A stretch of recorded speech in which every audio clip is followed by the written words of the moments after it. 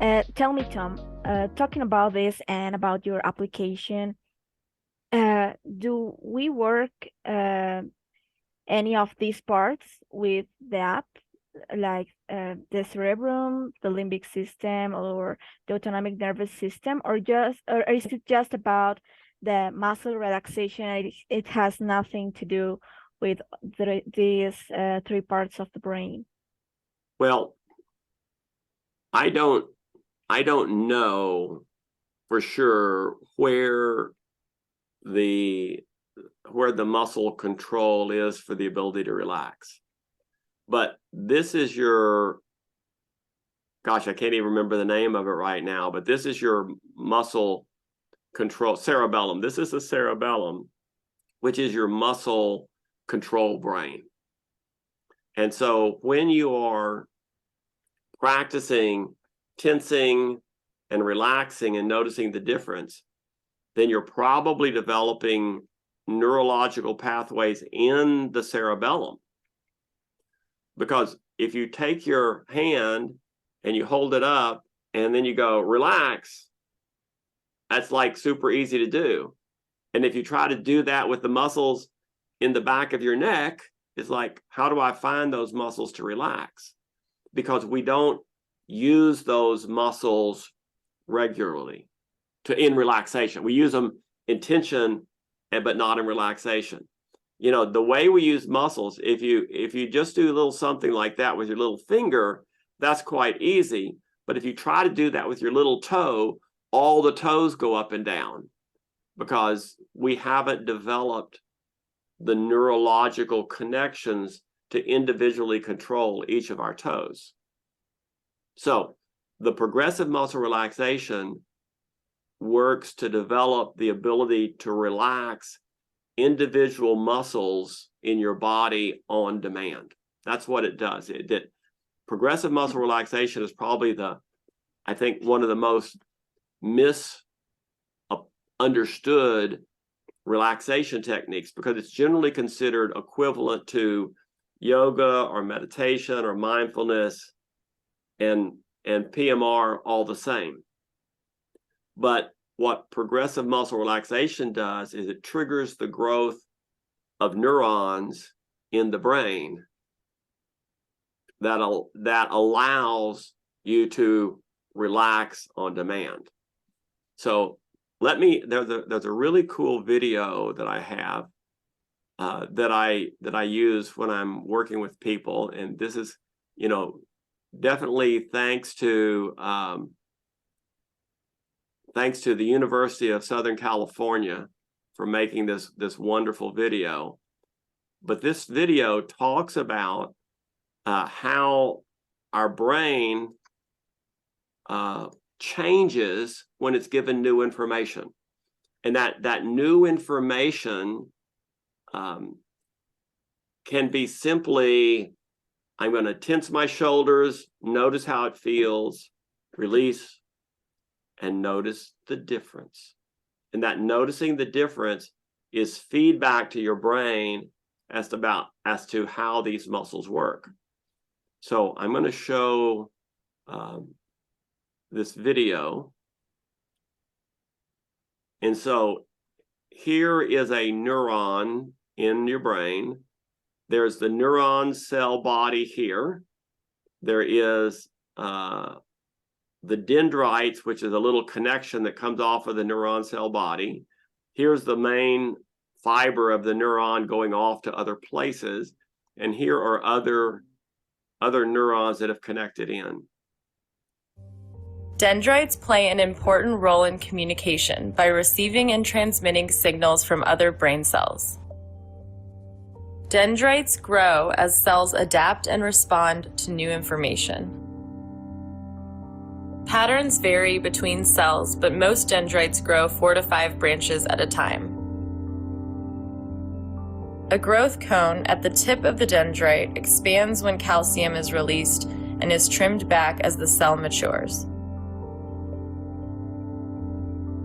Once spines have grown on the newly formed dendrite, axons from neighboring cells branch and synapse with the spines.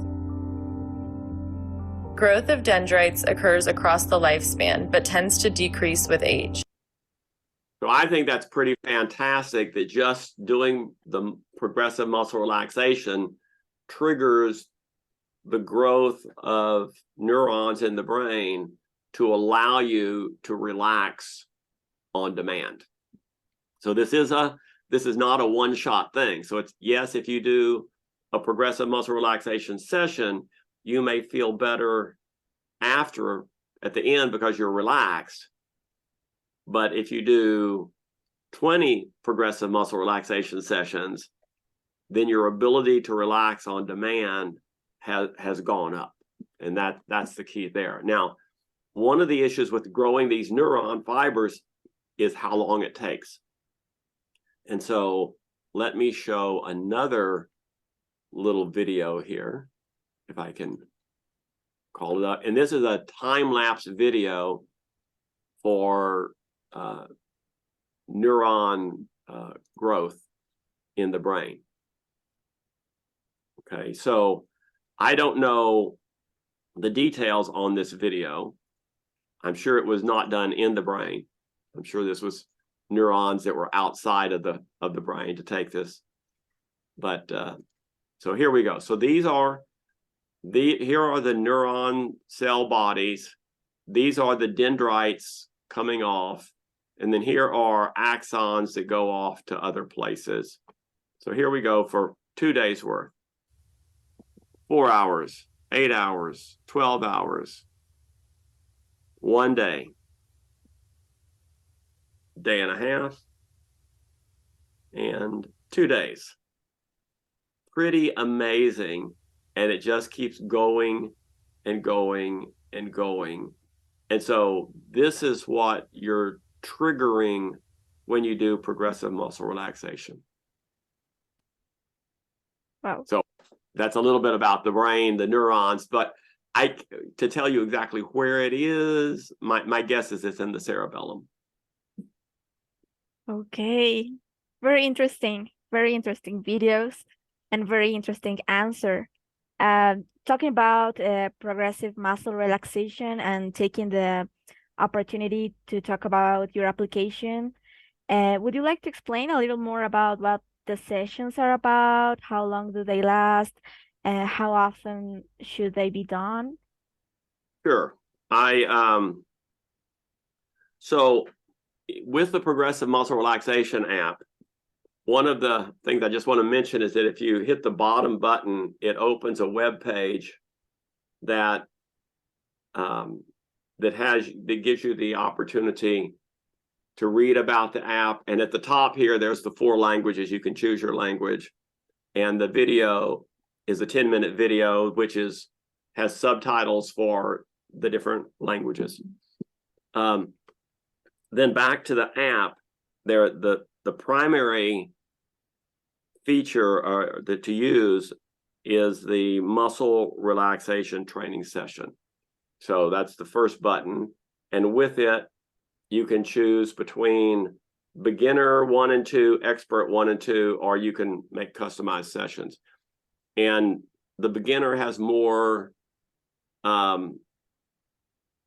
it has more explanation as to what you're doing than the expert. That's the only difference between beginner and expert. And 1 and 2 just has a variation in the muscles. One has more focus in the legs, the other has more focus in the face and neck.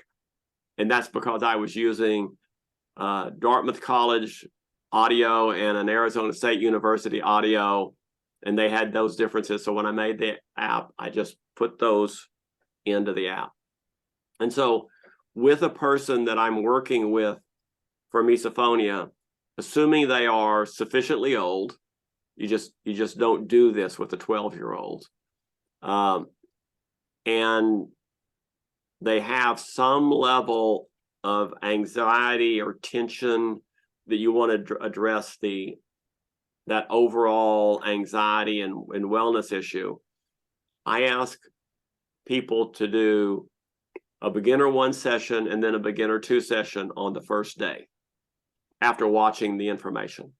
And then to do expert 1, expert 2, expert 1, expert 2 4 sessions a day, and those sessions are a little less than 15 minutes. So I asked the people I work with to give me to put in an hour a day doing the muscle relaxation training for the first week, and then we drop it to 3 sessions for the second week, and maybe if they're 2 for after that for a while. But if you try doing the muscle relaxation training once a day, you're not going to see any neurological really ability to relax on demand probably for 3 weeks. And so, people tire out when they don't see the benefits. But misophonia, I found, is so intensely negative with people that most people will try to do the 4 sessions a day. They don't always, but they do a good job at trying. So, so then once they've done maybe, let's say 4 sessions a day for a week, that's 25, that's 28 sessions, but let's say it's, 20, 25 sessions. Then I ask them to do 3 sessions a day where they do a sequential relaxation exercise, which is about 3 minutes, followed by the muscle relaxation training. And sequential relaxation is just practice relaxing. Relax your right hand, relax your left hand, relax your right upper arm, left upper arm, shoulders, and you just step through practicing, because the research shows that when a person does the muscle relaxation training to develop the neurological connections, and then they practice using them just relaxing, they perform better under stress. And goodness knows you have plenty of stress with misophonia. So with that, and you do the sequential relaxation first because you want to do it when you're still a little bit tense. And then you can or you can split them all up if you want to. By the way, the 4 sessions a day are best if they're split up. The more they're spread out, the better the kind of the restorative health benefit you'll probably get. And then after that, at the same time, I start the last button in the app is total instant relaxation. And that is simply relax. And as you breathe in, say relax. As you breathe out, relax a little more, and you're done. And then that is the skill. That instant relaxation is the skill that you use if you are living in a home where there are trigger sounds throughout the house, but your bedroom is your private, your safe place. When you get ready to leave the room, it's like there may be a trigger out there. Relax. And then head on. You're walking downstairs, and as you're walking in, you see that trigger person pop around the corner, and they may do something to trigger you. You just, as you're walking, you can still let the extra tension go away. And that's trying to be relaxed in those situations. And that's the use of the muscle relaxation training app. And I mentioned the Trigger Tamer app also as another application that I use in many cases. Okay, great, Tom. Thank you for discussing how your app works. Is it okay for you if I make the next question? Yes, always. Perfect. I want to know what factors contribute to the expansion of the list of sounds that trigger individuals with misophonia. Is there a known process or mechanism by which this list of trigger sounds grows over time? Sure. So remember that a trigger is a learned physical reflex condition. Okay? Okay. So once upon a time, this man went to bed, this teenager went to bed. He had anxiety. He shared a room with his brother. his brother had allergies, so he could hear his brother breathing. And after 20 or 30 minutes, he couldn't stand it anymore, and he went to the couch and went to sleep. And what was happening is he was laying there, he heard his brother breathe. In his case, he tightened his shoulders. Oh no, I got to get to sleep. Man, if I don't get to sleep, I'm not going to feel good tomorrow. And so he was hearing the sound and tensing his shoulders. So the lizard brain saw that pattern, sound, shoulders. So he went to the couch and went to sleep. But after that one night, every time he heard his brother breathe for the next 30 years, it triggered him. Okay? Now, he can now be irritated because he's been around his brother for a while, and he goes in to watch TV, and his mother is there eating popcorn, and because he's already kind of agitated and annoyed, he's hearing her eating the popcorn, and he's curling his toes under. Ooh, that's kind of a harsh sound. Ooh, that's a harsh sound. Ooh, that's a harsh sound. And now he hears the crunchy popcorn and his toes go, and of course, then the brain goes, wah, with the emotions. So the basic process of learning the first trigger can happen independently over and over and over and over. So, so that's one way that triggers can spread. I'm going to show a little presentation that I use here, a graphic I use in working with people. And so this is a result of a study that Kate Morrison and I did, where we had the people hear tiny bits of triggers. And when they heard the tiny bits of triggers, these arrows showed places that people reported. One person felt it in their jaw, another person in their hands, another person in their thighs or their legs or their toes. But everybody had a physical sensation. Now, in this study, 42% of the people had different initial physical reflexes for different types of triggers. So this ability to develop misophonia one time seems to put a person in a position to develop new independent misophonia triggers with different muscle reflexes even. So that's one way it develops. The other way it develops is that you hear a person chewing and you get the reflex. Chew, reflex, chew, reflex. And now I'm watching the person chewing, and it's chew, I see their mouth, reflex, chew, I see their mouth, reflex, chew, I see their mouth, reflex. And now the visual trigger becomes see the mouth, boom, see the mouth, boom. So anytime you have a stimulus that is paired with a trigger, that makes it likely for them to develop a new trigger for that visual stimulus. And so that's the two ways that it happens. Either you've paired a neutral thing, the jaw movement, with the trigger, and then they both have become triggers. And once that develops, it seems that they're independent. They grow on their own. I worked with a woman who was triggered by the scratching of her husband scratching his beard, the sound of it. And she was also triggered by him seeing him do it from a distance.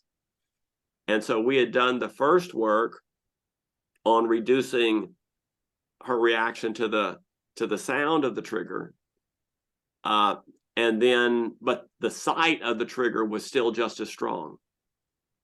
And so then we worked on the sight of that trigger, and it came down also.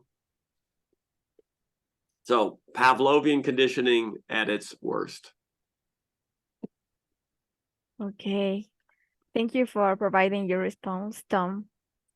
Continuing, well, I personally experienced a situation where I relied on earplugs, and on a day when I didn't have them, my anxiety was significantly heightened, and I even perceived sounds as being louder. And I want to know, what are your thoughts on this? Is it advisable to use earplugs or noise-canceling headphones constantly for individuals with misophonia? So if your brain always seeks for auditory stimulus. So except when you're asleep, your brain is looking for sound. And you probably know the phrase, it's so quiet you can hear a pin drop. And so if you just take a sewing pin in a quiet, absolutely quiet room and you drop it on a hard floor, you'll hear it bounce. But in a normal environment where there's sound going on, you won't hear it. So when there is sound being added, in your brain, it reduces the setting of sensitivity setting for your brain. The opposite is true also. It's when you starve your brain for auditory input using earplugs or using noise canceling headphones simply as a form of an earplug, then your brain is looking for sounds. And so that when you take the earplugs out, the world is louder than normal. And so you actually can adjust kind of the set point in your brain in the wrong direction by using earplugs. So extended use of earplugs is not advised. If you're using it for 2 hours to take an exam, great. If you're using it for 30 minutes with maybe even a small bit of there's something called a silicone earplug that's used for like swimmers' earplugs. And you can take something the size of a little pea and put it in your ear canal and just dampen it a little bit, or the Flare Audios, that sort of a thing. Earplugs, for a meal, great, that's fine. But if you're trying to do it long term, that's where the risk is. And then when it comes to noise canceling headphones, you really want to make sure you always are using noise being added into your brain, so that you're playing music or a noise app or something, so that you're giving your brain auditory stimuli. Okay. Thank you for your detailed and insightful answer. I truly appreciate the effort you put into providing such an interesting and comprehensive explanation. I think it will be very helpful for every one of us. And well, closing the interview, can you share any advice or insights for individuals with misophonia on cultivating resilience and maintaining a positive mindset while navigating the challenges posed by this condition? That's have a full life. Engage in life, right? Don't isolate, don't shut down. Engage in life. If you need to engage in life with headphones on and something being played in it, that's fine, but engage in life. Don't try to eliminate all your triggers. I know being triggered is not pleasant. When you're triggered, I do not know what you experience because I don't have misophonia. I think it's actually been beneficial for me because not having misophonia, I didn't have any preconceived ideas as to what it was. And so, but in terms of navigating life, have a full life. Take care of yourself. Your overall health and well-being definitely has an impact on the level of your misophonia. learn to relax. Try to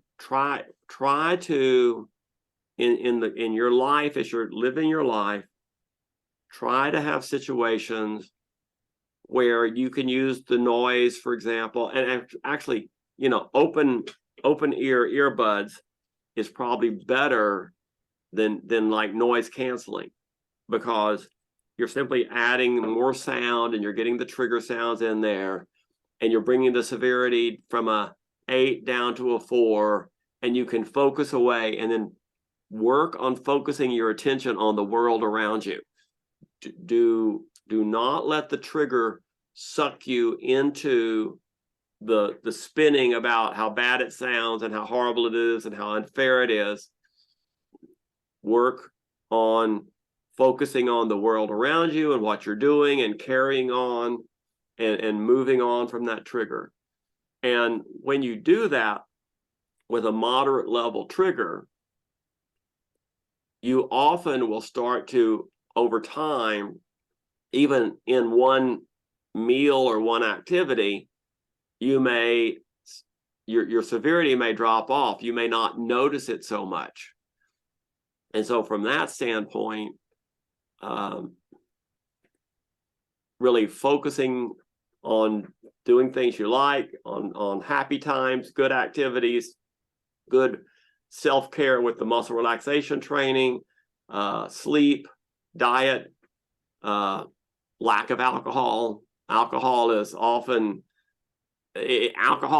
evil for misophonia, because one is you start drinking and you don't feel your triggers so much, and then the next morning your body is compromised, and then you feel your triggers more, and then you want to drink more. And so we've had a number of people that have turned to alcohol to run from their misophonia, and are recovering alcoholics because of it. So really and quite frankly, I don't mean to try to be self-promoting here, but often getting help is important. I have been surprised at how difficult it is to maintain a treatment protocol on your own. It's really, getting professional help can be very beneficial if that's available to you. But have a good life. Go on with life, but do the things that will bring down your misophonia. I worked with one individual who was really very severely impaired by his misophonia, and he was in a situation to be able to take time to work on his academics and his misophonia, and his wife was supporting them. And so in his normal daily activities, he put in the misophonia trigger tamer, and just over time that just kept bringing down, working down that that misophonic response. And I would guess that I mean, he's done hundreds of trigger tamer sessions where individually it wouldn't have made the difference, but over time it's made a huge difference and drastically reduced his misophonia. So don't give up, right? Go get the help, try the techniques, and I would say, if somebody starts telling you that this is just because you're a perfectionist or just because you're rigid in your thinking, they don't really understand what misophonia is. And they still may be able to help you, but understanding your characteristics of misophonia, which you don't notice normally, can be even more beneficial. Well, what a deep, wise, and beautiful answer, Tom. Thank you. Thank you for that. Thank you for everything. And thank you for taking the time to share your expertise and your way of thinking about misophonia and provide valuable insights.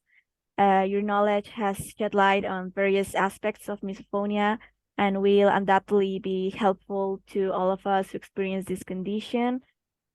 Thank you once again for your time and expertise, and wishing you continued success in your work and research, Tom. Thank you very much, Mario Lee. It's been a pleasure. Take care. Okay, bye-bye.